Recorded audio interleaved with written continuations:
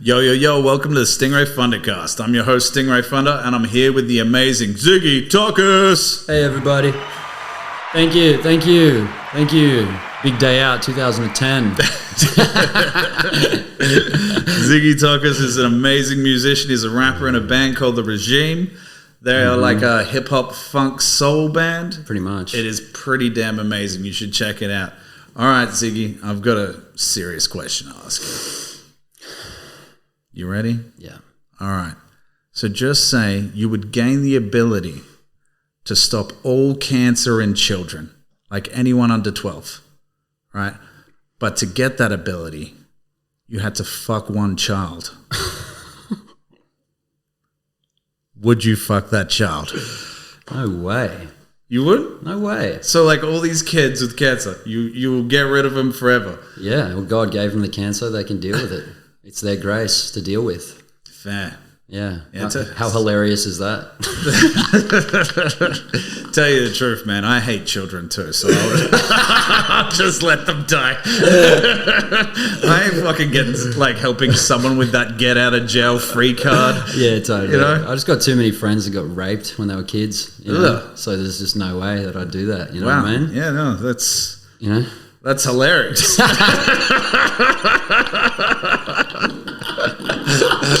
Who were they hanging around? Oh, mate, just a church. Look, we all got... And St. Joseph's. Look, we all got raped when we were kids. It means we were attractive children. True. Yeah. Yeah. I mean, if you didn't, then it's a Louis C.K. joke. Yeah, okay. No, I just, you know... Yeah. That's pretty fucked up. No, we've really come a long way in the first couple of minutes. Can't believe you wanted me to say that. I didn't want you to say that. I just went with it.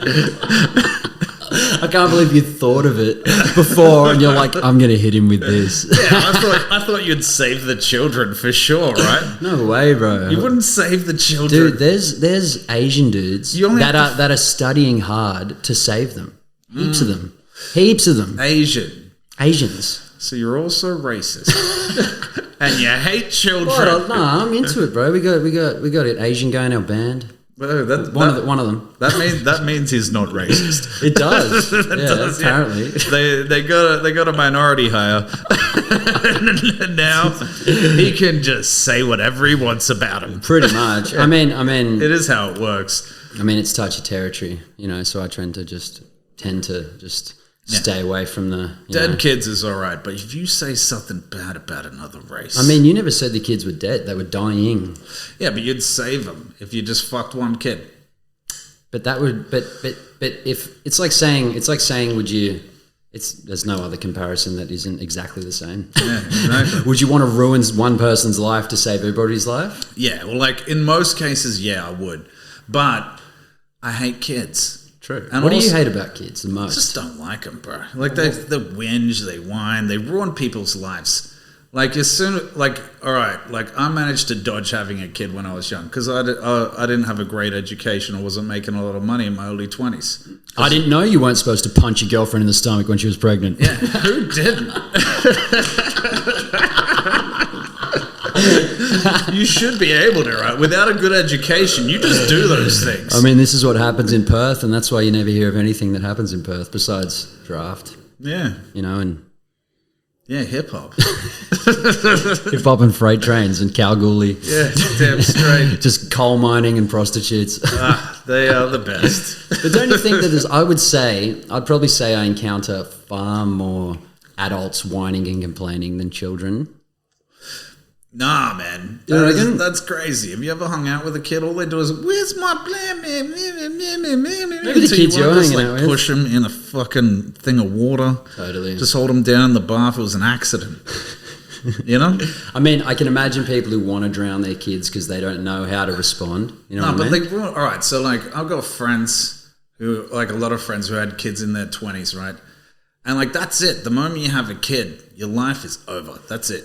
Your life is for that kid. Otherwise, you're a horrible parent. Yeah, pretty much. So, like, all these people that wanted to do amazing things with their lives accidentally got a chick pregnant. She decided she was going to keep it because of women. Yeah. and then now their lives are ruined. They just work every day, go home, just look at this fucking horrible human just yelling at them all the time. The other one's crying. Yeah. Like, just like, where's me Nintendo? Nintendo fucking And the dad's Sony. like, I don't give a fuck. He's like, dude, just kill me. Just I don't kill know. me. Yeah, totally. That's why guys keep killing themselves. But that's the thing is I feel like if you have a child, it's then, like, you could think your life's over, but how much of a life were you living? Yeah. You know what I mean? No, well, like, I didn't have kids, so, like, I worked hard and, like, had an amazing life. Like, my life is the best. But before the kid came along that you didn't have, how much of a life were you having before that? But I never had the kid. No, but I'm saying the kid could have then been, more than $3,000 worth of podcast equipment. Yeah, well, that's it. I want to be able to afford this. But once this tanks, you'll have someone that cares about you and takes care of you. No one's ever going to care about me, bro. I care about you. Yeah, well, like, I care about you. See, then we're done. That's why I'm here. Yeah, now we don't have kids. I'm as close to a son as you'll ever get. I know. By the way, I taught this guy, I got this guy into rapping and used to drag him to bars when he was underage. Big time. To freestyle. Yeah, it was, yeah? Yeah, pretty much. That's the story I tell everybody. Yeah, well, like, that's the story I hear that you tell everybody. Yeah, I'm like this homeless guy that lives in Melbourne now. Yeah, he's homeless. He lives with his parents. No, but you did, yeah. Fucking oath. And now you're traveling around Australia just fucking with an amazing band. I'm not going to lie, your band... If you haven't heard The Regime, fucking listen to it. Or check them out. Their live act is probably one of the best live acts I've ever fucking seen. I reckon. It's 100%. more fun than any other live show. I've never seen anything as fun and exciting as your fucking band. And every time I sit down there and I'm like, this has something to do with me.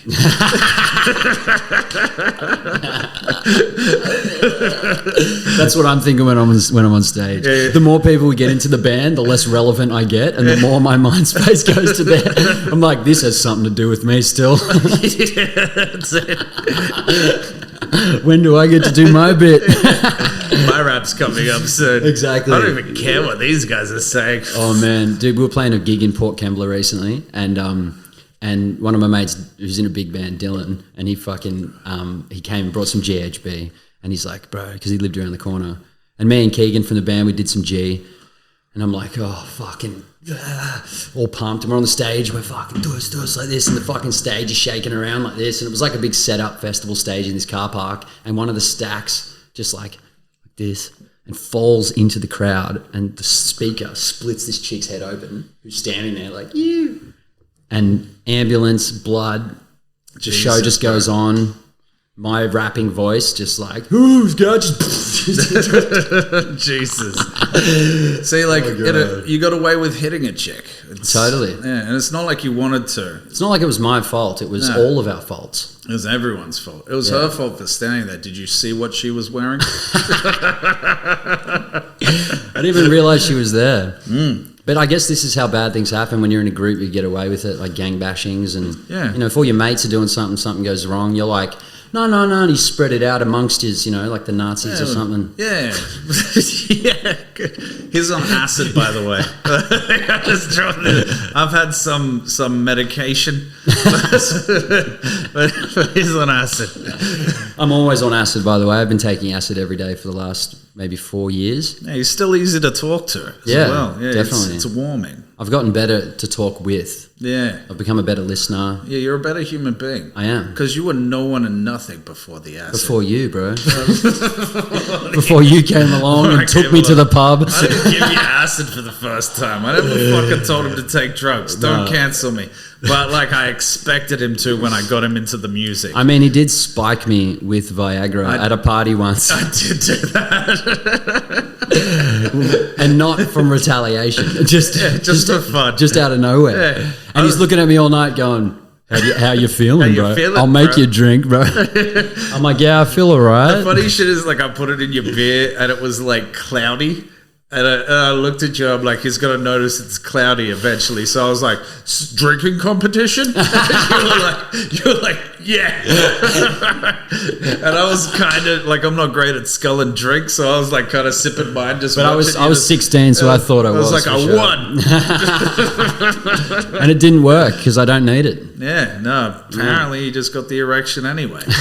Apparently if you don't some people, if it doesn't work, it just gives you bad indigestion. Yeah, my dick didn't work for a while there. It was weird. Yeah, true. But it turns out I just wasn't attracted to my girlfriend anymore. It's a weird thing. It's a big factor. Yeah, because you can only be attracted to a woman for 3 to 4 months max. You reckon? I reckon, yeah. I don't know. It's slowly, like, as soon as you start getting to know their personalities and shit like that, you're like, oh, dude, this again. Yeah, You know? totally. Like, You mean once they get to know you, Yeah. and then you say that same shit again, and they're like, oh, no, not but you this again. is the thing, I'm amazing. So, like, women are going to love me no matter what. Yeah, totally. Yeah. I mean, depending on the ones you pick. I mean, if all you're doing is fishing at the Golden Barley on Thursday nights. The Golden Barley is pretty nice. It is. Big courtyard. Yeah, dude, what the fuck? It looks like a shithole from the outside, and then you go out the like back. an absolute shithole. Yeah. When I lived here, never went there. Yeah. Now, like, I honestly went there to slap a pokey because they don't have the pokey. And they've got thing. the big fucking, like half pipe pokey screens. Have you seen that one? Yeah, it's like a crazy ass fucking awesome bar. The back area, dude, you can bring your dogs there. Like, I'm gonna drink. We're gonna drink there after this. Yeah, we should. For sure, We should my mate's gonna come down and bring his dog. Mad. Wait, this is gonna. So, how's touring going?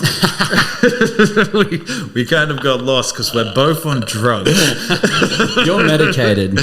I'm medicated. Medicated. Yeah, the acid helps me with And my he's medication. tripping balls right now with all these fairy lights going on in the background. Nice. I've got maybe I'm going to guess 50 lights in my face. Yeah, that's what you get. I mean, they look like little eyeballs. Yeah, It's nice. it's good. Yeah, Makes me feel like there's a bunch of little kids looking up at me. yeah, dying Going- of cancer. Just like there's Ziggy, one- and why there's- would you fuck one of us? I know, and the one that wants to get fucked is this big fat autistic kid next to me who's been held back since year 12. I didn't get to year 12. Did you finish high school? No, I got to like year 7. True. Yeah, man. Yeah. Fuck, before you got onto the panel beating. No. Oh, you beat up your granddad first before you got into the panel beating. I was just a drug dealer for ages, right? True. Yeah. In primary? Oh, Yeah, when I was a kid. yeah, true. And then, what were you slanging? What was your poison? look, this is all just for story effect. This is all comedy. Yeah, we're not. This isn't real. I was selling speed. Nice. Yeah, and then Were you on the gear in primary school? Yeah, of course. No, in primary school, I was smoking weed, man. Yeah. but Where were no. you getting the speed? Huh? Were you like, Dude, I'm not gonna give that away to this fucking. dude, this is Perth. Let me tell. This wasn't Perth. This is the Blue Mountains, motherfucker. Oh, who gives a fuck about the Blue Mountains, bro? It's true. It's a horrible place, and if you live there, you're probably depressed and want to kill yourself. Totally. Lithgow, though, just over it in the country, beautiful. Totally. Probably the best place in. It's very nice. New South Wales. Probably not as good as Sydney, but the people are amazing. Yeah, You know? it's nice. Yeah. You can just go out to Nunes and just take a shit. Yeah, you can shit wherever you want, man. You can shit. Like, people walk down the street and be like, that guy's shitting. That guy's shitting his pants. And it ain't a thing, you know? True. Well, it Yeah. shouldn't be a thing. Yeah, because people are just having the best time of their lives up there. You know, They are. they know how to have fun in Lithgow. You know. I mean, I used to live up there. I lived in Katoomba and Leura. I went to Leura Public School for a while. Yeah, you probably wanted to kill yourself back Well, then. I did. I was there in witness protection. My mum changed her name. Yeah. We were fucking living in a shithole, getting robbed by bikies. Explain the story. Why were you in witness protection? So my mum was dating this guy who was in the Hells Angels. Lovely guy. Loved him. Loved him with all your heart. He was a bit fucked up though. He he got pegged at Joey's and had his own fucking problems. Anyway, he did an armed robbery and he wanted mum to be the alibi and she said no. And anyway, Yeah. long and the short of it is we had to go into hiding for a long time. Nice. And yeah, so I was in 35 houses with mum and Minna before I moved out of home. Oh, wow. 35, literally. Nice. From like the mountains, inner west, western suburbs, Cronulla, Central Coast, Hills District. Went to 6 different primary school every year in primary school. No, yeah, I did a lot of different primary schools too. I think it made me a lot. I was good at being... That's why I'm on stage, because you get on stage, you're the new guy in that classroom on stage. You know what I mean? Yeah, same. That's what I used to do. And I was just like, boom, I'm into this. Like, I'm good at it. Every time I'm like, yes, I fucked that one up. Here's another one. Look, I just go to the next one. Exactly. You know? I feel like most schools could only deal with me for like a year or two. Totally. Like, and then I was like, then the teachers were like, "This guy's retarded." Yeah. And then You're like, no, I'm autistic. I'm dyslexic. Fucking Jesus fuck. People are gonna think I'm autistic. I'm not that retarded. Retarded. I have to say it like that. I don't know why. I just have to say. It's hilarious. It's the best way. You gotta say it in a Boston accent, or you're fucking wasting your time. Or you're not from Boston. Yeah. Or that means your place you're from is garbage. Garbage. Wait, don't talk about the kids with cancer. You're being too harsh. So touring's going good. We did. I mean, we haven't done a tour since before COVID. We've played a bunch of big gigs after COVID. We did Blues Fest, Nice. which is fucking huge. I played on the same stage. I played before, maybe a few acts before the Angels, followed by Midnight Oil. Damn, son. Same microphone as I was mic. spitting in. Yeah. On acid Did you on lick stage it? at Blues Fest. Fucking oath, I You licked licked it, it a bro. few times, I chipped bro. a bit of my tooth off. Yeah, fucking it was mad. Yeah. It's a big time. We played Splendor in the Grass. We played at a big one in just like near Noosa with Missy Higgins and Baker Boy and fucking. It was a good time. Fuck, man. That Yeah, sounds excellent. those kind of festivals you get treated pretty good, and it Yeah. feels fucking mad because we've been doing it for free for forever. Like I've been playing gigs since you fucking made it happen for me. Yeah, straight. And since we started the band, it's been a not-for-profit thing ever since, and it seems to be working. People are like, how the fuck do you manage? And we're like, we manage. Just take a bunch of acid, throw Yeah. each other in the middle of things. And, Totally. We just say anything goes. That's the thing. We got a tight band of dudes that don't take acid, except for Matty, the lead guitarist. He's a fucking tripper too. But the whole band are all like cokeheads, drinkers. Nice. They're not all drug addicts, but like if they're going to do something, it's not psychedelics. Yeah. So the band keep everything they keep the structure. keep it all in time. Exactly, and they allow for we call it's the front line and the back line. And that's right. why I had 12 tattooed on my fingers, because it was rigid for a long time when we started the band. It was six singers, 6 instrumentalists. Fucking hell. And it was 6 and 6, and the 6 of us at the front would all take acid and like we would always be a Front thing, line. you know. But the back line would always be like drinking and fucking doing their own thing. And, Yeah. you know what I mean? It was like 2 separate classes that would like wow. come together. Yeah, nice. And they're all, a lot of the people in the band are like session musos and artists and actors in their own rights and shit. And we've all been doing it for free.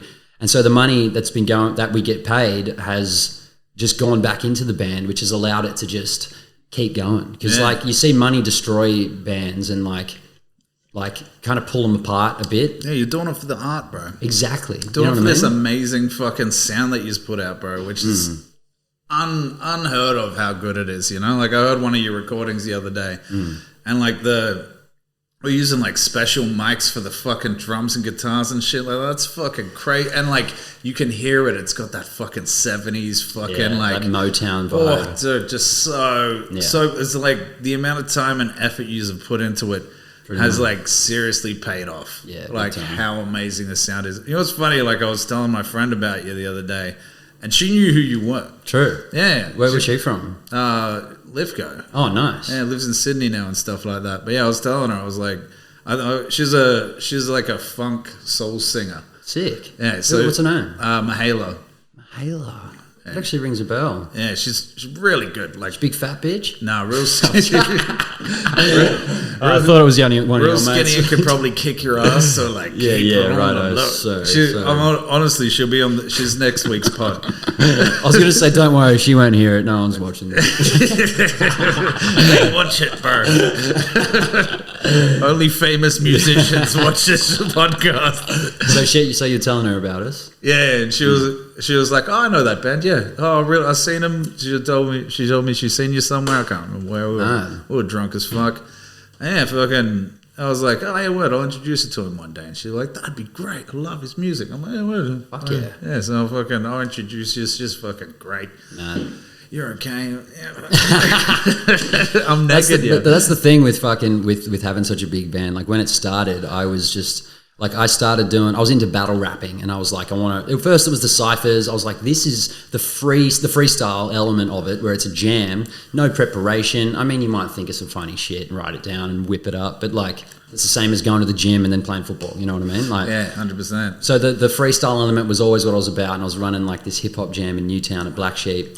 And I just get up there and fucking get smashed on bourbon and cokes and Dexies and just like freestyle about everyone eating their chips and drinking. And it just turned into this fucking full like thing but it was all about me. Like in my head, I was like, I want to be the best rapper in the world, and I want to put down any rapper that thinks he's better than me. But I want to let anyone up on stage to do what I'm doing because it feels good to not be alone on stage. Yeah, 100%. You don't want to feel alone. No way. Yeah, narcissism drives most musicians and shit. Doesn't it? It's the only thing that keeps us going. Like, I'm a comedian now, but like that's what it is. People like every time I get off stage, I was like, I do better than everyone. Yeah.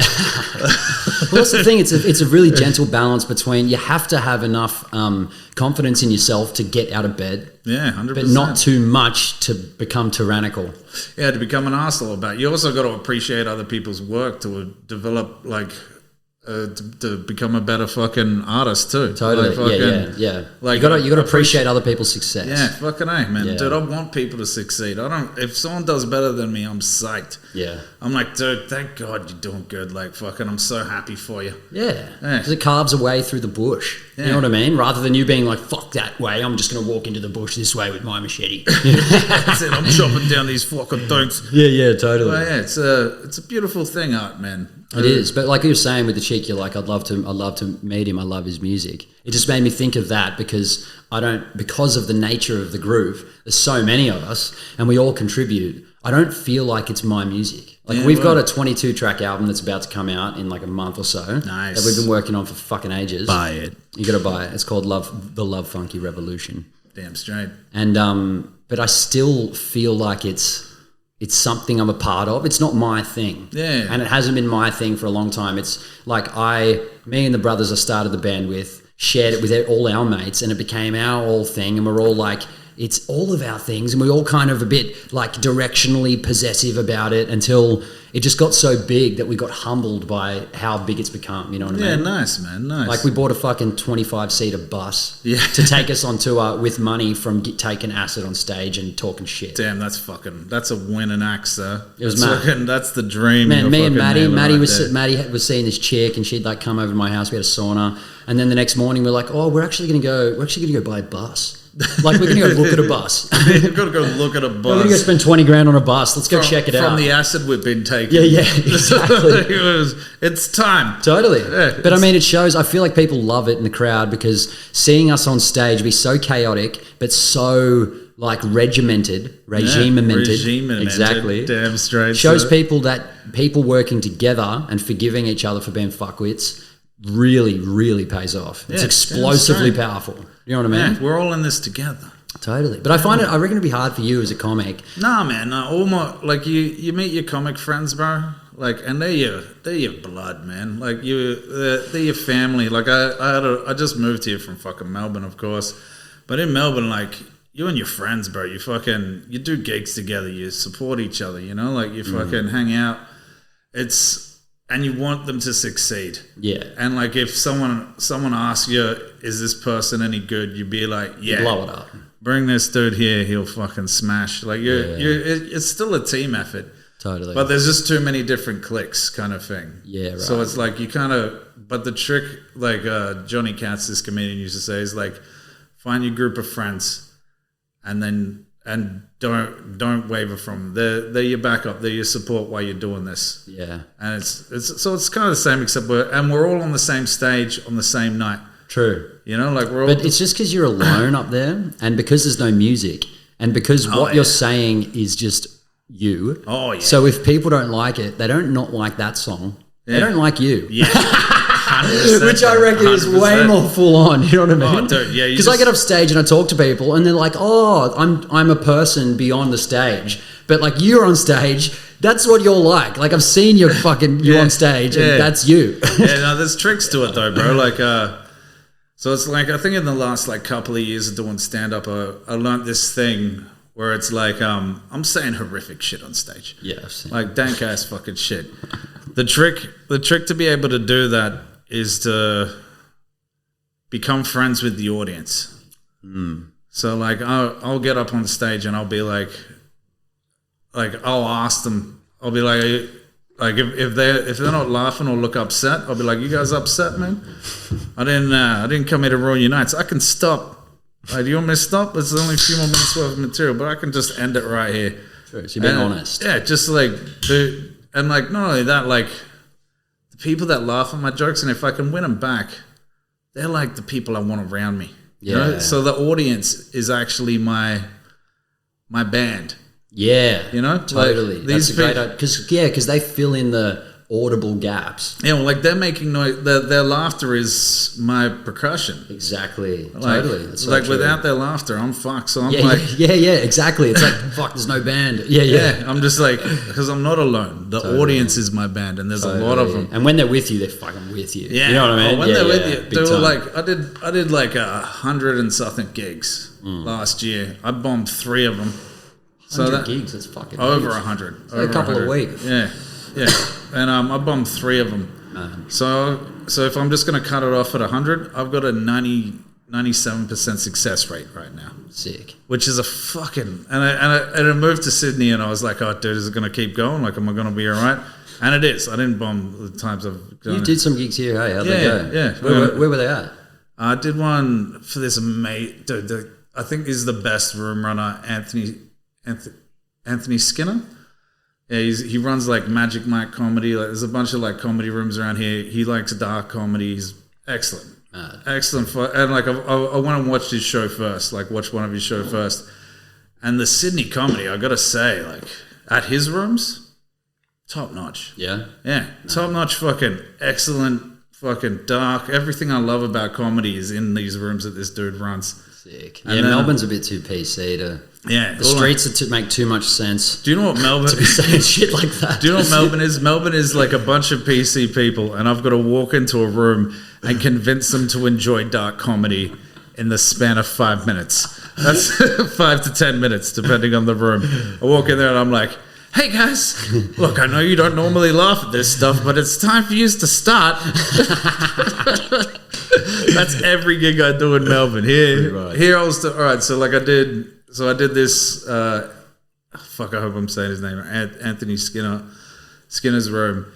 And it went pretty damn good. Like, it was not my best gig, but it still like laughs the whole way through. I expected more of a raw. Yeah, right. You know, and then I got another gig out of that out in Wollongong. True. Went and did that, and I'm doing my bit, and like it looked like it was going to be a terrible gig for me, like because like I was up kind of near the end, and by the time I was getting up, most of the people had left, and there was like a family, like an adult family, like they're all adults now, but like granddad, nana, mum. Kids, brother, sister, but not kids, just adult family. Yeah, just sitting there. So one of them's got cancer. Hopefully. Hopefully. but I'm like, oh, dude, this is the bomb. This is the bomb. I've had such a good run. I'm going to bomb. Oh, no. And I got up there and made them all piss themselves. Nice. And the guy running the gig came up to me. He's like, "You did the best tonight." And I was like, "Yeah, after everyone left, for fuck's sake!" Like, but dude, the dude's a legend too. They're running that gig too. But yeah, fucking yeah. It's so far it's been so good. I've been kind of like getting my life together though, like because I've just moved here, so like set up the studio, fucking get my job sorted out. I'm fine at work now. Just like you got to do like a trial when you're panel meeting, but like I'm making the dude a bunch of money now. Like he's worked out. He's like, "Hey, you're good at your job." Yeah, nice. And it's like I'm thinking next week, just starting to get gig after gig. Man, start running out. Are these paid gigs? The one you're talking like in Sydney? Have you got? Are they, or is it just like a? No, they're not paid so far. Yeah, I got to earn it a little bit more. Yeah, well, what's it like with comics? At what point do you have to like be the host of a fucking night to start getting paid? No. You get paid. You get paid for some shows. Like you want to. So you do like a bunch of little shows to practice your material as much as possible. Like so, like you got to open mics and see if like the shit that you just wrote got legs. You know, like see if it works before you get paid. Yeah, you gotta. Yeah. Oh no, like I've got like paid jokes, like where I'll go do like a good gig and get paid for it, but like then there's like. They're not all paid. Yeah, totally. And you want to do as many gigs as you can. Totally. Because it's good for you to get a chance to work it out. Yeah, well, like work out your material and get it tight. Like I've probably got like an hour of tight material. Nice, really? Yeah, but man, would it cohesively go in 1 hour's? I can put it in like I can flow it together pretty well. Sick. And then but then I've got like other jokes that like I'll write like a joke a week. Man. And like some of them I haven't done, like a lot of them I haven't even done yet. But you go to an open mic where like it's like a small gig where like mainly comedians. You go there and just throw your shit against the wall. Yeah. So like doing a joke for the first time, it's like, I think this is funny. Like, you know when you're the funniest kid in high school? Yeah. And everyone knows your shit. Yeah. All right, and then you go hang out with a bunch of rich kids and say the same shit, and they're like, "What the fuck is this guy?" Yeah. Molesting kids isn't funny. Yeah, they're like, we don't have a train line up here on the northern beaches. You don't get all your panel jokes. What are you talking about? Yeah, it's like, so like you kind of got to write a joke that's we don't molest that's kids enough.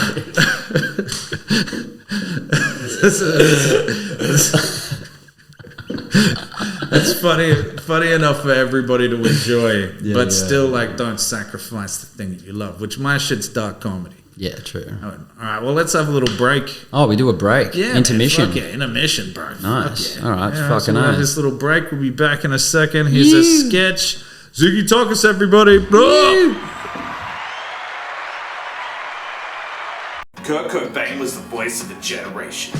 With hits like Smells Like Teen Spirit and Heart-Shaped Box, his music spoke to the angsty emo teens, before emo teens were even a thing. On the other hand, he was a heroin junkie who spent a lot of his time trying to defame Axl Rose from Guns N' Roses. But the one thing that we never bring up is that he was an exceptional marksman. Like taking that shot with enough heroin in his system to kill an elephant, like if he survived and cleaned himself up, he could have shot at the Olympics. I think what I'm trying to say here is pretty simple. Never give up on your dreams. Big love, I'm Stingray Thunder. Pop, pop, pop. Yo, welcome back to the Stingray Thundercast with Ziggy Tockkuss. Oh, fuck yeah, brother. Thank you, Liverpool. So, is Ziggy Tockkuss your rap name? It's been a while, man. Like, I remember you used to go by, like, other names. Yeah, there were other names. I mean, I don't really consider myself a rapper anymore. I consider it more of a phase. You know, it was more of a, what kicked me off, because I was always like, I played guitar and drums before I ever rapped. And when I got into Newtown for drums, how weird is that? Yeah. The competitiveness of the musos really turned me off the musicianship. So wait, just so people know, Newtown Performing is arts. Performing Arts School, yeah? Yeah, the high school on King Street. You like Tupac? I'm like Tupac. Yeah. Exactly like Tupac. And wait, Tupac. you got in there for drums? I got in there for playing drums. Wow. When I actually was a guitarist and I loved playing guitar, but I didn't think I was good enough. But I'd always played the drums. So I was like, I'll just audition for drums because I know I'm solid on the drums. Yeah, word. Got in for drums, was like mad, I'll play guitar now, I'm in here. And just the competitiveness of fucking just the other fucking guitarists at school and just it really killed it for me. And especially like learning music from a teacher. I'm like, go fuck yourself. That's like going and learning about God from someone. Yeah, I think you know it's what I mean? I think it's weird that fucking like teachers are like, no beef to teachers, like thanks for doing your job and shit like that. Whatever. But like teachers have failed at their trade. Yeah. You know, and then they come out and they're like, let me tell you how to play this instrument. Exactly. You play it classical and exactly how I want it. Like the only way to really like improve or get great at something is by like being naturally creative and having that fucking drive. Like you can't be taught, like you can be taught art, but you can't be taught originality. You can't be taught fucking like creativity, like natural creativity kind of thing. Yeah, I kind of feel. Well, I think the thing that we're actually talking about isn't even, because I feel like if you had someone in a room and you had a gun to their head perpetually and you were like, you have to paint this photograph photographically, it has to be exact, and you gave them their entire life and they had to do it, I reckon anyone could do it. Oh, of course. Do you know what I mean? 100%. So I feel like the creativity is the inspiration to do it. It's not what you're doing, it's actually the thing that gets you to do it. Yeah, my head kind of says the creativity is, all right, so someone's got the gun to your head, right? And they're like, draw this photo 100%. Like, I want it to be perfect and I won't kill you. Yeah. And then someone like who can easily draw that picture starts drawing it and then goes, I'm going to make it better. Yeah. That's the creativity. Yeah. It's that little fucking voice in your head like, even if this guy shoots me in the fucking head, this guy's now going to be blue with like tinges of fucking purple and a light grey going through his skin colour. And maybe there's a little mouse sitting on his shoulder eating a seed. Eating a seed. Eating a seed. And if this guy kills me, that's what I get.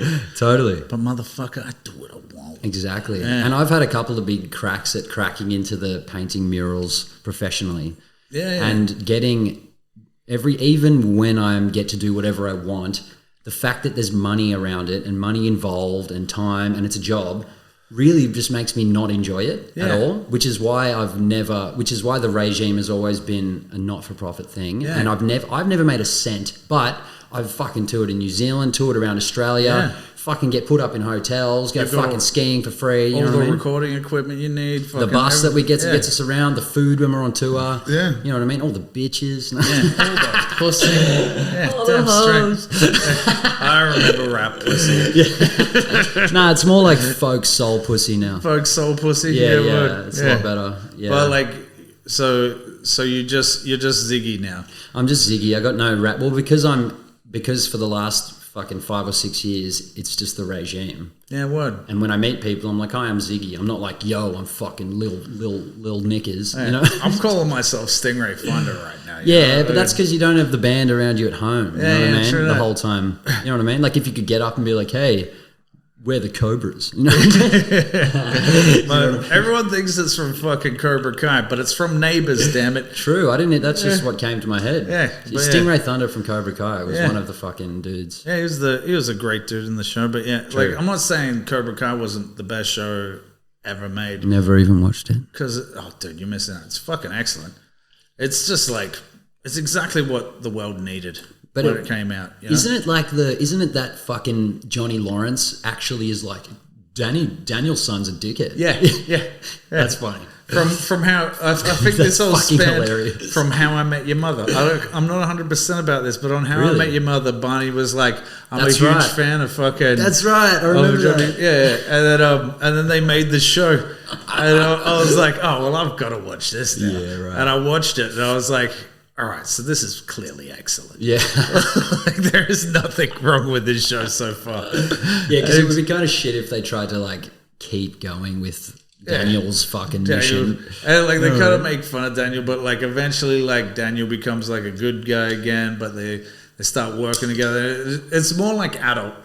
Like it's more like, you know how like the Karate Kid was super one-sided. Like Daniel's son, he's the one going through the problem, blah, and like not even thinking about fucking Johnny Lawrence over there, right? Getting beat up by his dad at home. Yeah, you know? Let's struggle that guy. All those hemorrhoids you can't tell anyone about. Yeah, dude, you never tell me about the hemorrhoids.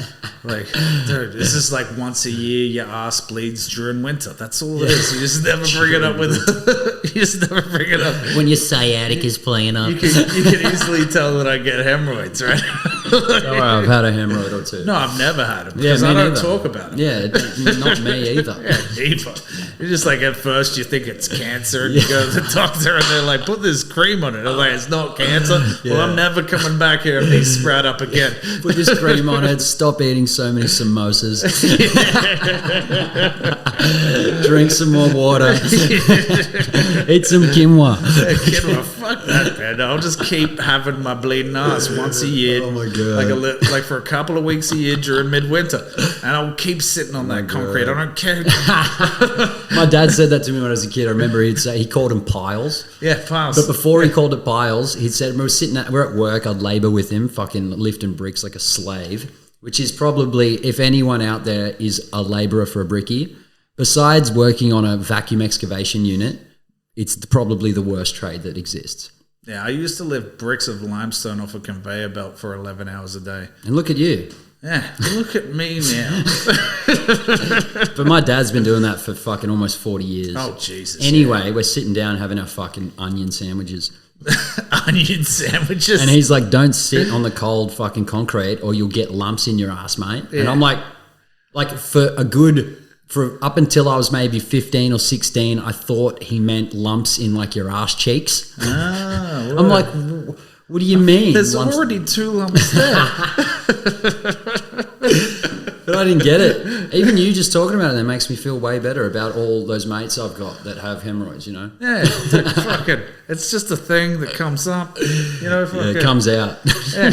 Well, like, you know, it's not going to kill you. No. And people think it's going to murder you, man. Like, I've seen some pretty bad ones, though, on You've seen some? on fucking, what is it, Embarrassing Bodies? I'm not going to Remember lie, that show? I've never looked it up. Never? Yeah, well, I was never like, dude, these piles, you know, these hemorrhoids, you know what I'm going to do? Look at some on the internet. It makes you feel better because they're fucked. Dude, I'll just end up masturbating to it, you know? Like, Oh my God. That's a solid one. It's literally like a bunch of stockings hanging out of someone's ass. That is hot. Like lower than their balls. Dude, I'm already hard. Maybe. Stop trying to sell it to me, bro. Once you make the sale, stop selling. I'm already buying it. This is going well, man. Yeah. All right, so like I put a lot of comedians on this thing, but fucking put a musician on. Yeah, they don't know the things they're not allowed to say yet.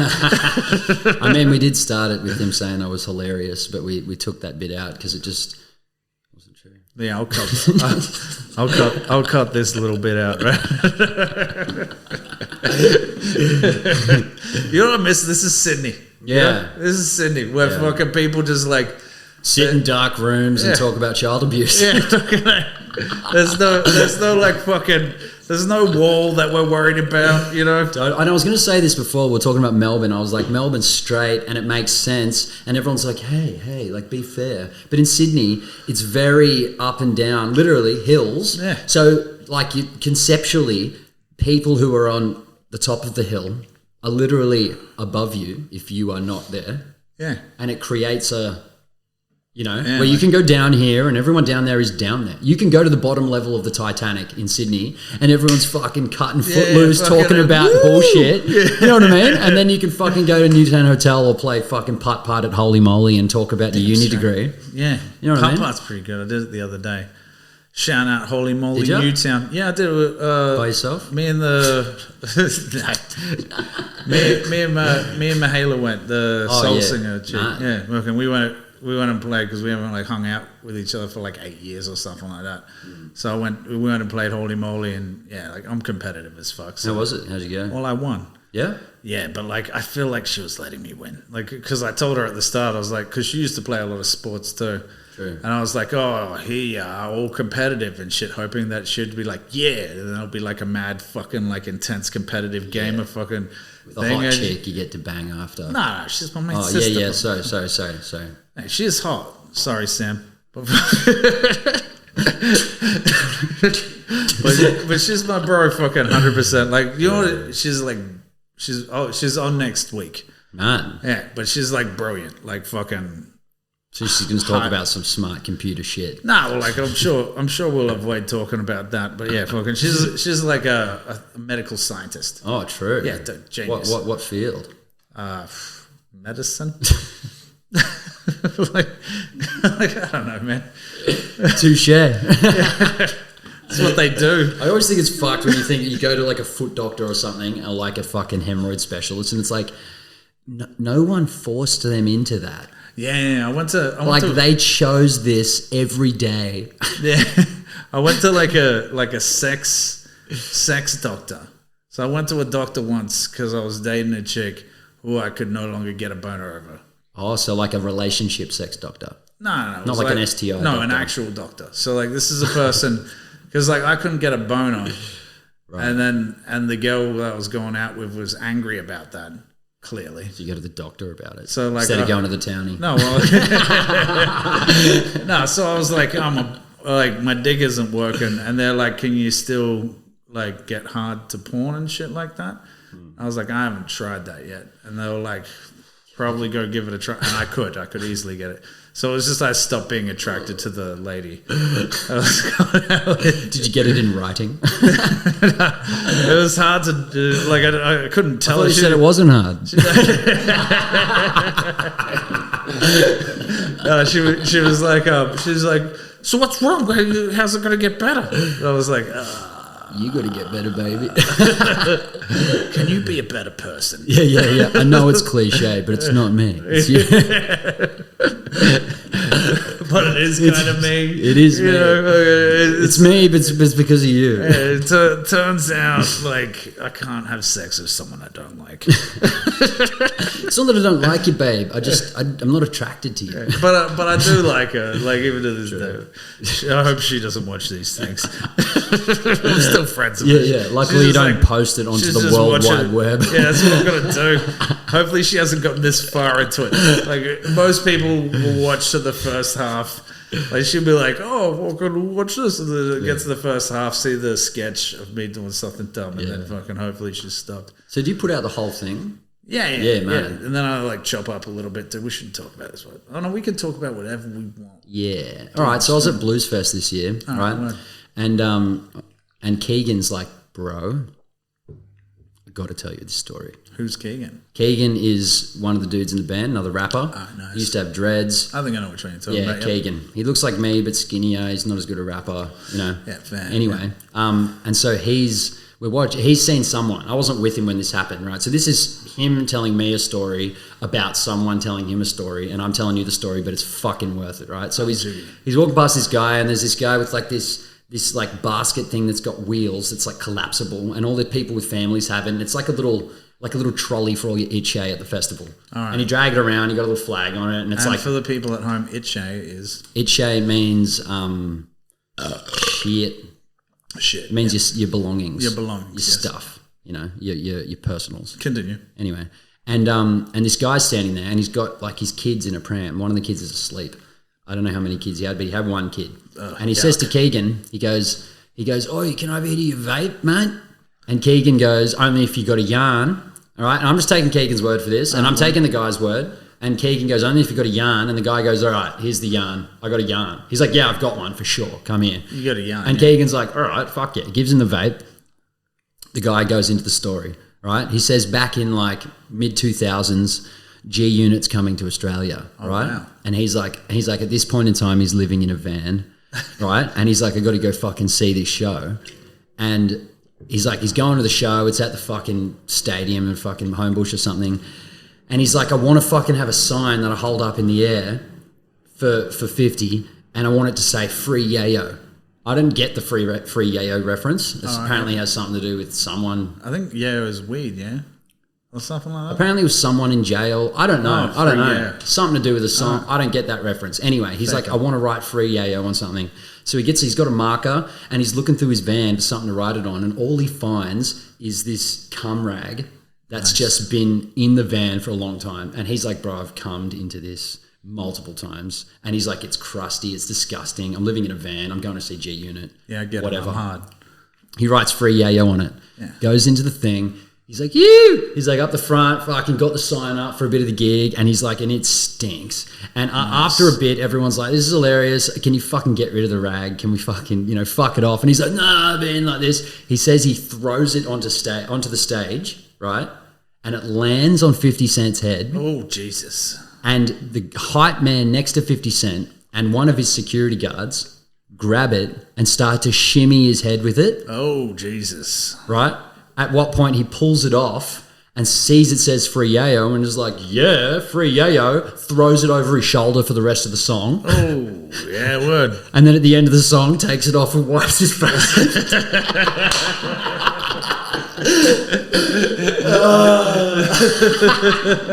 And I've tried to find the footage, not deep. I haven't gone deep, but I've looked up like 50 Cent live Sydney. There are videos. I've told the story, and I've been like, "Oh, at one point I'm going to go deep and try and find footage of this if it really happened." Find it, yeah. But Keegan said to the guy, he was like serious. He's like, "You fucking swear on your little kid's life that this is real?" And he was like, "I fucking swear on my son's life, bro. I swear this happened." In saying that, like, no one wants their kid to live. Like, it's dude, I hope it's real. But swearing on your kid's life, that's swearing on your 90-year-old nana's life. Like, you're like, "I want her to live, but she's got Alzheimer's and she's a burden on me, and I've got to fucking look after her all the time. Like, I don't want her to die. Yeah. But God, my life would be a little bit easier if this thing wasn't here." Yeah, totally. And I just got her wealth Yeah. I mean, I guess it's not that big a deal with your son when it's a completely fake story. Yeah, maybe. Yeah, fully. But like, I hope it's a real story. Like, I'm pretty sure everybody's hoping that their kid dies. That's what. After them. Yeah, it's like cot death, you know? Like, it's get out of jail free card. I mentioned it earlier in the thing. Totally. And by that, it's like eventually you're going to want to kill that thing. And if it dies by itself, or if you wish it enough, no jail for you, sir. How do you stand up from that right now? I don't know, man. Like, I had kids. I was so earlier. It's hard for me because I love children. I think they're fucking hilarious. No, I'm so because when sorry I was to a hear kid, I grew up. My mum gave birth to me when she was like 23. My sister when she was 21. You have the best mum in the world. I grew up with like some young hot chick that was my mum. She is hot. And all her mates were just even today. Like she's her boyfriend was, I remember his name was Angus and he was the guitarist in her band, and I'd go watch her play at the Brass Monkey in Cronulla 3 or 4 times a week. And Angus was like a big man, he had a beard, kind of like yours, but like long hair, guitarist, and he was like a man. I've got long hair too. Yeah, you do. Do you reckon your mum finds me attractive or no? Oh, in like a maybe kind of way. Dude, she's probably going to watch. Oh, dude, she watches everything you do. She does. Right, but this is your thing though, so she'll probably just watch a bit. Yeah, smart. But Angus, as I got older, at one point, Mum's like, Angus was 23.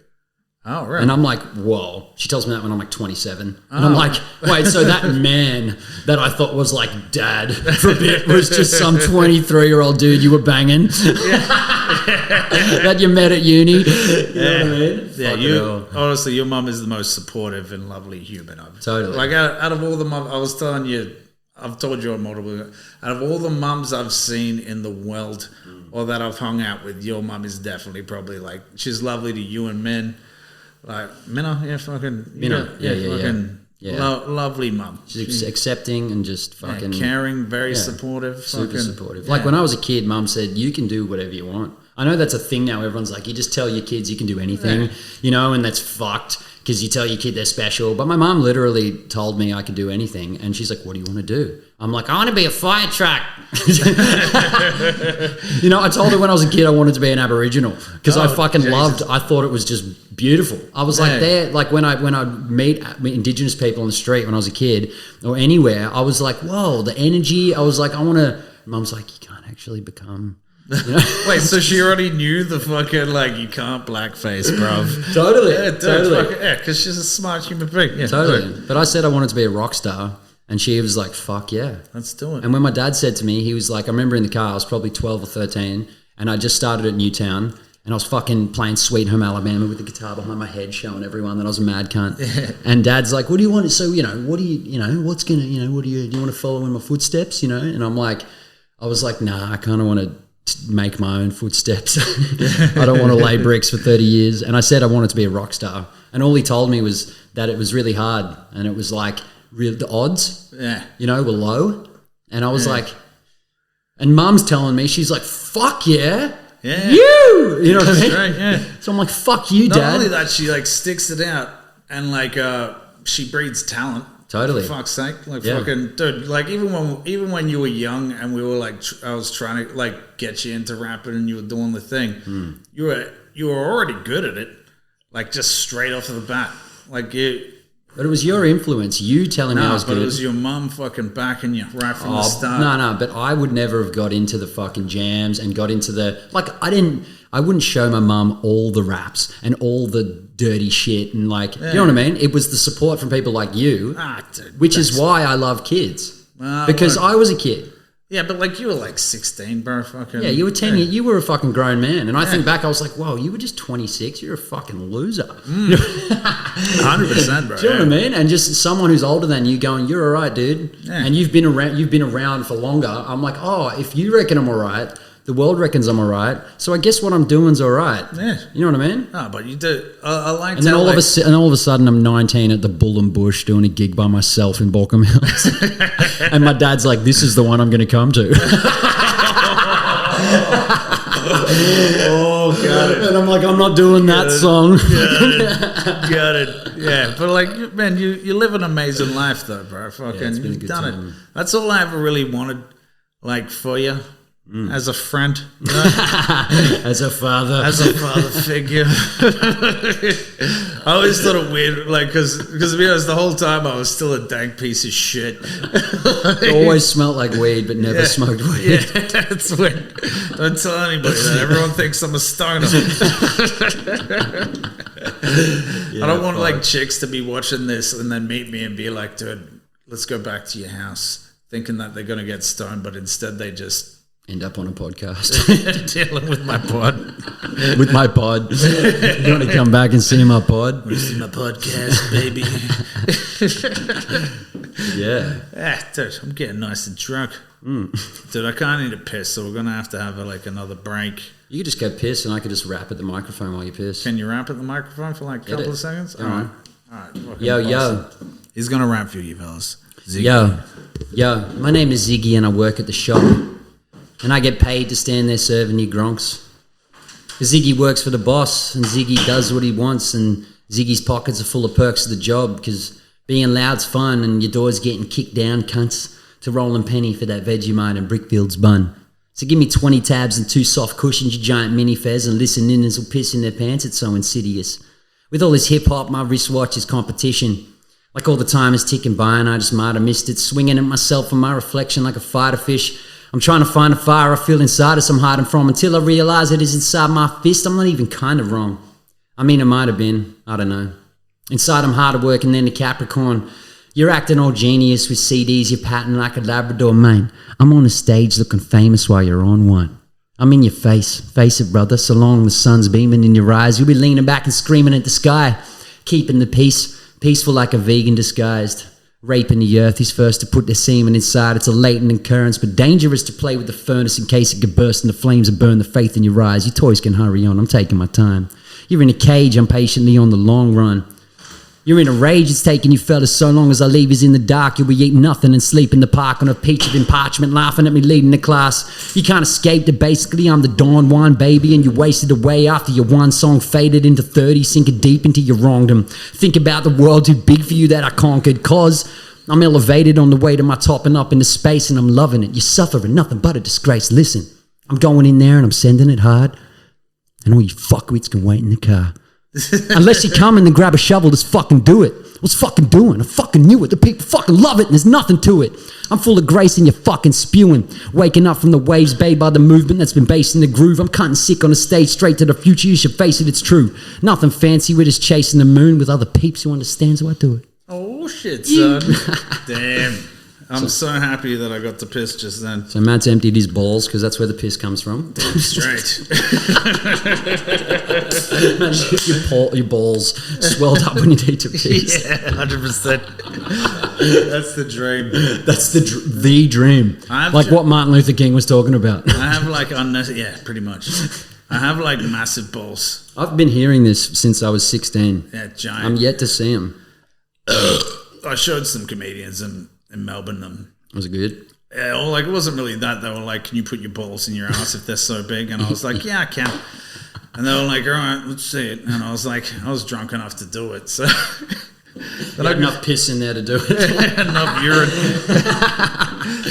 then I got on a podcast with them. They talked about my balls for like 30 minutes. Oh bro. my god! It was like a 30-minute talk, bro. 30-minute ball cast. Yeah, it was a good ball cast. But yeah, they were like young. They were like younger comedians, like in their early 20s, and like they were like, "Oh, come to this party with us." And I was like, "All right," and then we're all drinking. I'm talking about my balls as I always do, but yeah, fucking, they've been measured, man. They're the biggest balls that you can have before cancer. Really? Yeah, 100%. Like length, breadth, like size. Oh, like the ball. Yeah, the ball is huge. Nice. Yeah. And the skin is big too. So like it's like a. Does it like? Do you piss on your balls sometimes? I do. Yeah. They're that big? Yeah. Well, like I'm a grower, not a shower. You know, like so my dick's small when it's not erect, but when it's erect, it's like a good size. Yeah. Yeah. I think I'm a bit of both. It depends how much meth I'm on. That's true. Yeah. Meth's really the distinguishing factor in this situation. Meth is the referee between the growers and the showers. Yeah. I was like, when I was younger, I really used to hate the fact that it was small when it wasn't erect. Like, yeah, because it's like, what is it, like fucking maybe 5 inches flaccid, but it can vary. Like, sorry, really depends. It can shrink if it's Yeah. cold and like go closer and shit like that. But then you meet those dudes who just like whip out their fucking flaccid cock and it's like a fucking slapping giant fucking thing. Totally. And I'm like, I'm not that. Like, and they're like, pull out your cock, bro. I'm like, dude, not unless it's fucking kind of hard. Not unless it's happening. Yeah, not unless it's like, dude, like I can't even like hang around with a bunch of dudes and measure dicks. Is the problem with being like a grower, not a shower. This guy at the Comedy Store the other night did a bit about dick measuring contests. He's like, serious? when everyone's like, let's turn it into a dick measuring contest. I'm like, let's. He's like, because it's not a dick contest. It's a dick measuring contest. Who was the comedian? I forget what his name was. Ah, shit. Sorry. Yeah, Sorry if you're watching this, bro. I think he was second. He was before Luke Heggie. Look, it was funny, but not funny enough for me to catch the name. Word. I was with a hot chick. They were good olives. Yeah, olives. Yeah. Olives. Luke Heggie is probably one of the better Melbourne, Sydney comedians. Yeah, You know, he dude's a was machine. fucking hilarious. Yeah, I love his work, man. He's good. Yeah. But yeah, so what was I even talking about? A joke about the balls. Oh, the dick measuring contest. And he's like, so when you're hanging out with a bunch of tough cunts and they all want to get their dicks out and measure it, he's like, let's turn it into a dick measuring contest. And everyone gets their big fucking floppy cocks out and I get out my ruler and I get them all in a technicality. That is pretty gangster, man. We shouldn't talk about other people's jokes. Like, fuck. Oh, true. No I'm not going to trespassing. cut it out. But Oh, fucking, true. Doesn't it kind of big up the comic? It does, but you more want to big up the comic without telling the joke. Because, like, all right, so, like, if I put a joke out online, then my fans are going to see it. Yeah. And then when they come to my show, they've already watched that joke a bunch of times. Like, guys, doing this one. Yeah. But they've already laughed at it as hard as they can. Totally. But they haven't seen your balls yet. They haven't, no. Like, I know this comedian with, like, a porn star dick. His name's Flemmo. Flemmo, yeah. Justin Fleming. Nice. Yeah, he's got it's almost like you can just tell because it's like he'll wear It's just there. It's there. You can kind of see it through his pants a lot of the time. He's just got this yeah. big fucking porn star dick. I got a mate like that. Yeah, it's like, well, what the fuck is that, man? You know, like, but yeah, he pulled it out on stage once apparently. Like hit a bottle with it, like that big, you know, and yeah. He's known for it. Like, I got one of the dudes in our band, Jose. He's got probably the biggest dick I've ever seen. Yeah, how big like do you reckon? I don't know, because he's a little guy. Yeah. Like he's a pretty short dude. Yeah, what? Because you know the guy. You know him. No. Anyway, he's a small dude. Yeah. He's got a massive dick. Yeah, what? And how big? Like when you?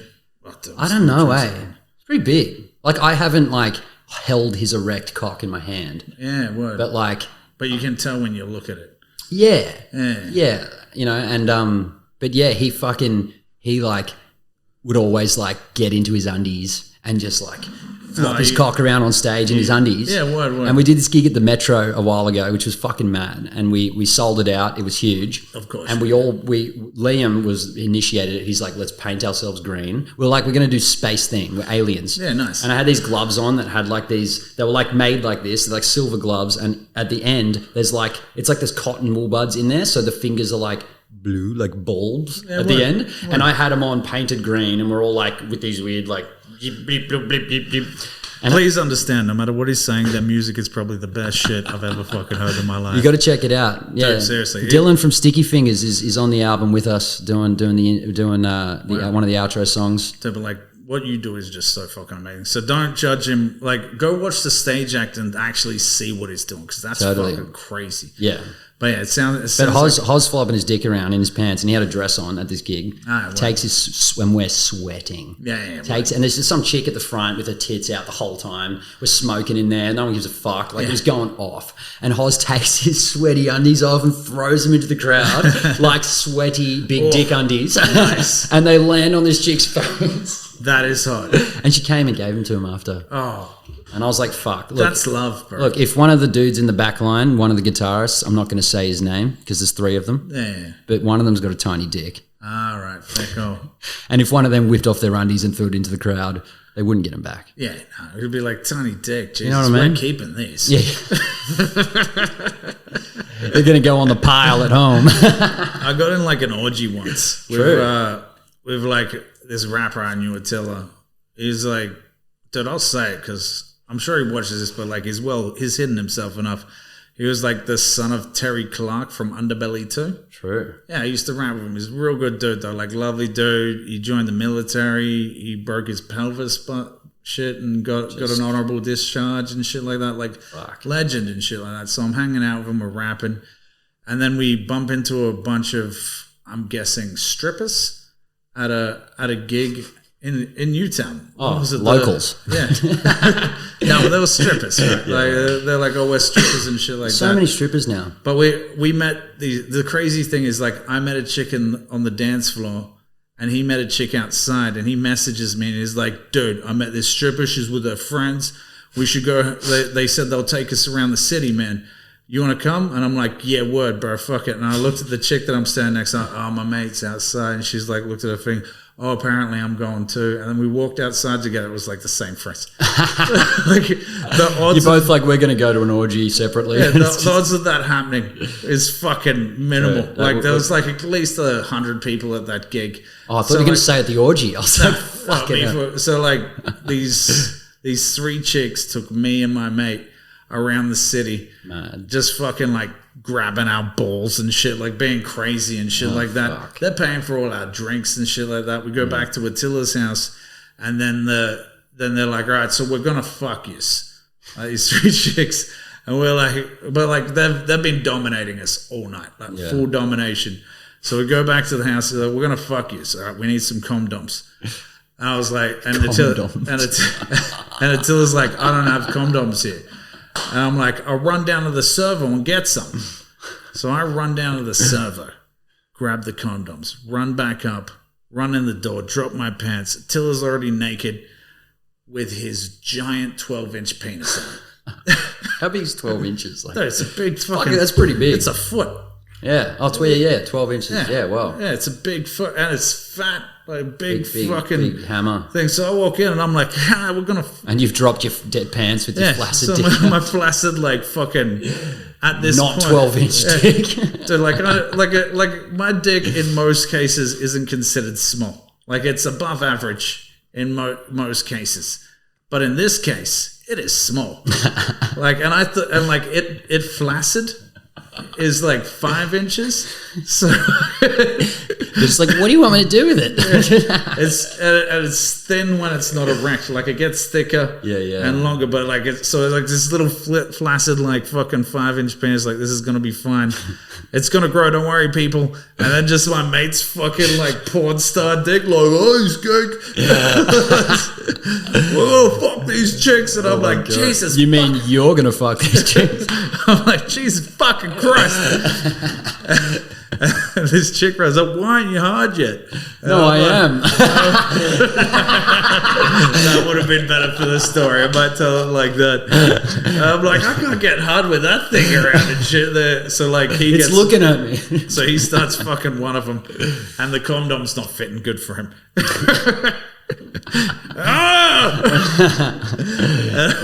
And the 2 chicks like, don't pay attention to him. We're still gonna have this orgy. Like their headspace was like, we're having this orgy. You're fucking. I don't care how it goes down. You're doing this, and I'm like, all right, I'm in the state. There's 4 tits in front of me. This is good. We're gonna fucking have an orgy.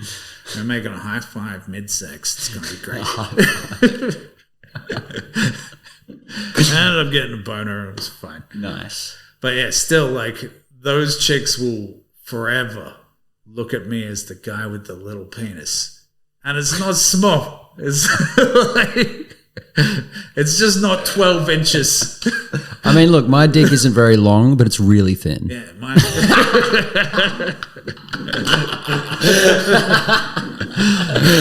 But not one of them mentioned how much bigger my balls were. Wait, so he didn't have balls that matched the dick? Nah, man, like, no, like, my balls are the biggest you can have. But was his proportion like?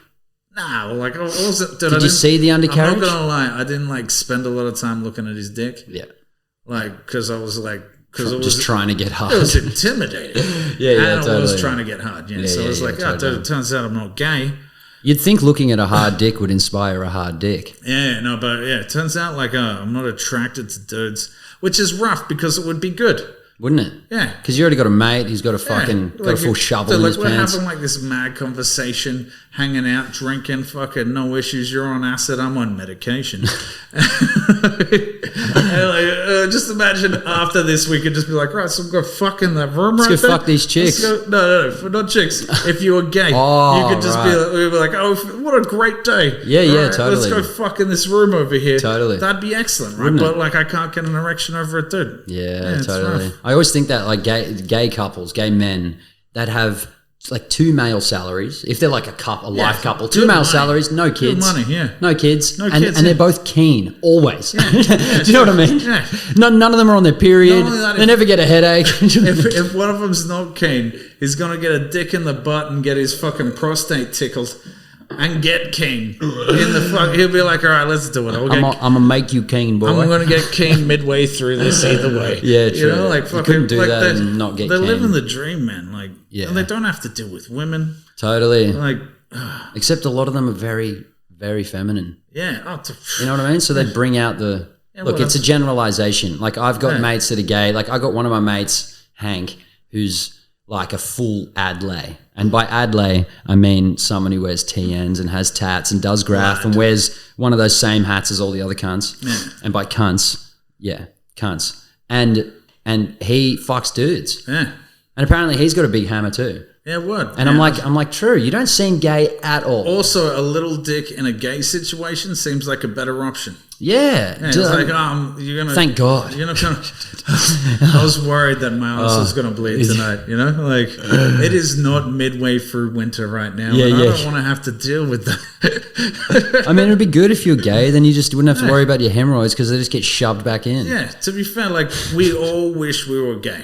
Is what I'm saying. I've thought about it, and I'm just like I've made out with a bunch of my mates on stage in front of a lot of people. We've all made out with a dude to impress women. It's just generally Impress women. Yeah, dude, it's how it works. Totally. Yeah. Or just like you're having like a coke moment. You know, when you had Yeah. enough coke and you're like, oh, dude, I've made out with a guy now. Yeah. It's like, well, I guess, you know, these. And you feel kind of mad about it. You're like, yeah. You know, you're like, I did it. No, like it makes you feel more straight because you're like, I didn't like it, but I did it. You know what my figures? I was like, fuck, I wish I enjoyed that more. Yeah, you know, totally. like, I wish I could just be gay. Yeah. You know, like fucking, it's such common fucking like the amount of my friends who've like broken up with the chick. I actually like stopped hanging out with a dude for this exact reason, right? He broke up with a chick who ruined his life, which is horrible for him. Then he went out and then made out with a bunch of dudes when we were fucking hanging out, you know, like, and I was like, that's cool, man. Fuck yeah, he's trying to be gay. Yeah. We've all been through this. And then afterwards, trying to be gay. Yeah, like every guy's tried to be gay. We want to. I'll explain why afterwards. Go but on. anyway, and then so after this whole fucking debacle, when it turns out he's not gay, which most guys work out, and then he just starts being homophobic all the time. Ah. And I'm like, dude, you made out with a dude. He's like, no, I didn't. Fucking never done. It's like, dude, what the fuck, man? Like, it happened. Like, dude, I can hang out with a lot of people, but like some fucking dude who's angry that he's not gay and starts taking out on the gays, bro. Because he tried it. Yeah, and it didn't work. Yeah, dude, fucking just accept it, you know? Like, and you don't have to hide it from people. Like, that's homophobic as fuck, man. Totally. Yeah, but all right, the reason why it would be great to be gay is because men and women aren't compatible scientifically. And I can prove this, right? All right, so it has been scientifically proven that when a man comes, a chemical gets released in his brain to make him want to go to sleep instantly. Right? Like, you know, after you come and you're like, oh, I'm tired, I just don't want to deal with anything. All right, flip the other side of the coin. It's been scientifically proven that when women come, I have no idea what happens. I'm always asleep by then. Because she had to masturbate herself because your hemorrhoids were in the way. We're not compatible, bro. We're just not. But like we do it because like women make me hard, and I love women. Don't get me wrong. I'm not dick. Totally. Like I love women, man. I like hanging out with them. They even me out. But if I don't hang out with chicks for like a period of time, I just become like a full dude. Totally. You need to hang out with women, hear their issues sometimes, and go, oh, that's right. Life's hard for both of us. Totally. You know, like, okay. I mean, I grew up in a house with just 2 women. Yeah. My whole life, and was just in a relationship with someone for fucking until I was maybe in my mid-20s before I actually had like a good stint of like a year with no sex. You know what I mean? And in that year, I learned to play the piano better than I can play the guitar. Oh, wow. And started painting portraits of people that actually looked like them. Yeah, word. And got fit and healthy and stopped smoking cigarettes. Smart. And everything changed. And I was like, whoa. And I think it makes a big difference because, I mean, I was saying this to someone the other day, it's like if you have sex and you have an orgasm and you come, like scientifically, hopefully you've made a human. And look, that's enough work for today. So after you've done it, you're like, I'm done. You know what I mean? I've created a human, hopefully. Chemical. You know what I mean? Do you want to know? Well, you know what I think it is, right? The reality of it. Like back when we were like cavemen and shit like that, it was like the way that our minds would sort out for that woman to get away. Because think about it, like back in like the caveman days, they used to like hit women over their heads with a mallet, drag them back to the cave, is the narrative, and then this chemical got released in the brain. If that chemical didn't get released in the brain, that chick couldn't get away. Yeah, and she could never have the baby. And it gives her heaps of energy. Gives her time to have the baby. Yeah, the truth is, like a chemical gets released. Like women wake up. Yeah, they get like endorphins. Guys get dopamine. Yeah, and that's totally. Like scientific. Yeah, endorphins like inspiration, dopamine's like reward. Yeah, time to go to bed. yeah. Here's your schmacko. I used to have this joke that I used to do, but it never worked because fucking... I thought we don't talk about jokes. I know, but it's like a joke that I'll never do. Oh, okay. Yeah, so it's like... I used to joke about like how I don't like threesomes. It's like a desperate guy's fucking dream, you know, but like for people that have like had the options. Yeah. It's like, it's not great. Like it's when you're actually in one. And this is why, because you'll have sex with the chick. Like, there's two women there. You're having sex with one of them. Then you finish that sex. And, like, after you have sex, the instant thought is time to go to bed. So you go Not time for more sex. Yeah. So you roll over. And then you look at the next chick that's sitting there or trying to get involved. And she's like, yeah, now me. And then all that goes through your head is, looks like I'm disappointing two women tonight. And that's what the Viagra's for. Yeah, it's a good bit, but a fucking you've got to be a musician or fucking. You got to be someone who's done that before to laugh at it. Who's been in enough fucking situations where like you don't go. Well, like I don't jerk off to like two women fucking a dude. You know, like it's like dude, that sounds like yeah. I'd rather jerk off to a chick just stripping and me not doing anything. Yeah, you know, it's like I'm not. There's no one having to work here apart from her. Yeah. It's such a rare thing to see. And she's getting paid. Yeah, she's getting paid. She's having a good time. I'm paying for this. I've been working hard. Yeah, she's having a good time. Anything not to think about my child abuse. Yeah,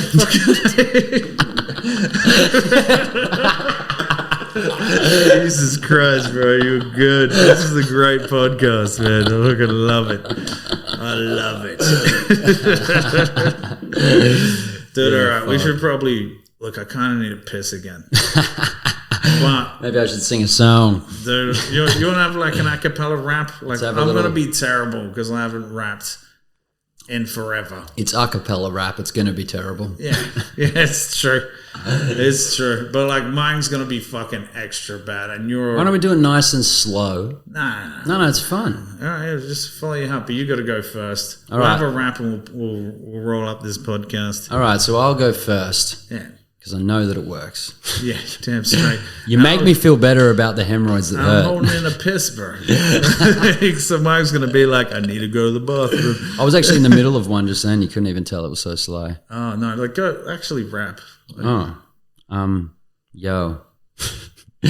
Yo, so me and Nanky are sitting and there's a gun on the table. And I'd shoot some motherfucker if I wasn't unable. I'd make fun of child abuse or people who are disabled. But I don't know if that kind of dark humor is out on the table. Oh, is that it? Well, we'll go back and forth. All right. You know, and you build off the cipher. All right, word. All right.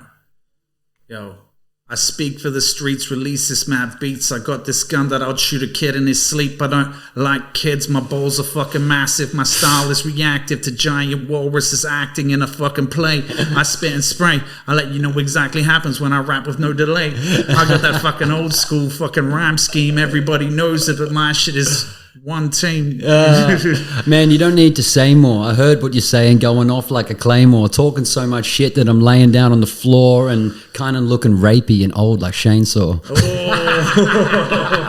You don't know who Chainsaw is. Oh, he doesn't know how to use a computer. He's not going to listen.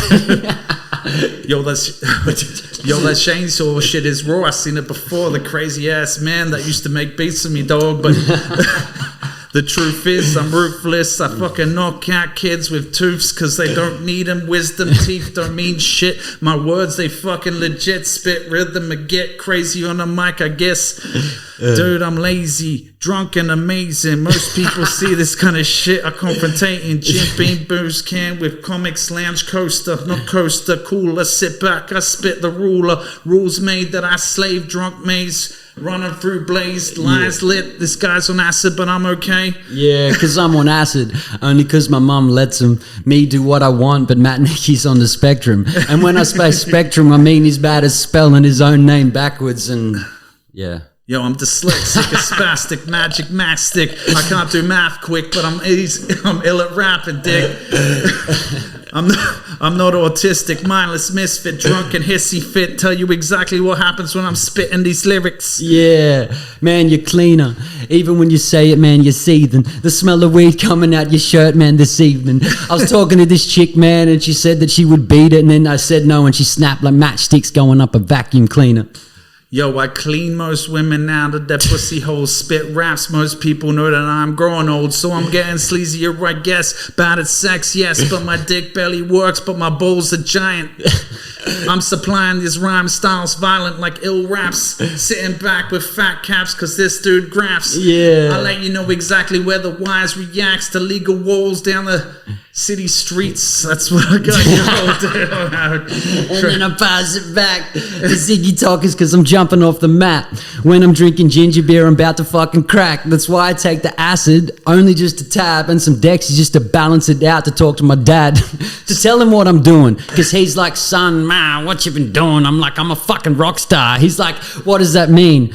I mean, it means that I mean what I'm saying when I sing it to you because I'm clean. Not clean off the drugs and not clean off the stuff. I'm clean because I had a shower, you filthy cunt. Clean because it's a fiend, a dream, the force, the team that made it in this world. It's the regime, it's true. It's the fire that fires the light, that spits the lines through. Yeah. Burns the dynamite till it explodes and sees crews. Running from the armies, my world is torn. I fucking know that this dude kills, but my ass is gone. It's got hemorrhoids, nothing I can do about that. All I can sit is here and fucking having a cappella rap with this Ziggy cat. Most people know these flows are hobos. Sit down and watch me blow these shows. Or blow in front of them because I jerk off way too much. I'm gonna hate this when I play this back. Fuck. Well, when you play it back, be sure to delete the file. And if you think this is shit, man, it's probably been going for a while. For all of the raps you spit, man, you got mad style. But if it sucks, you can just stick it on top of the piles. Piles of packages that I can give presents. My presence is the essence that I give to people while you're stressing. My words blessing, styles and erection. Nothing more than my made of tiller size 12-inch. Spits back at ill rhyme, a Grinch that hates Christmas. I think I'm pissed in a sink. I'll piss in your sink while I sit back and drink way too much. I spit and cuss, tell people who is fucked up. It's me, this MC is a lot better. He spits words better than this guy's Christmas sweater that I could buy. But truth is, I supply this ill rap, coming back with ill facts, drunk with this ill cat. With this ill cat, man, there ain't nothing better.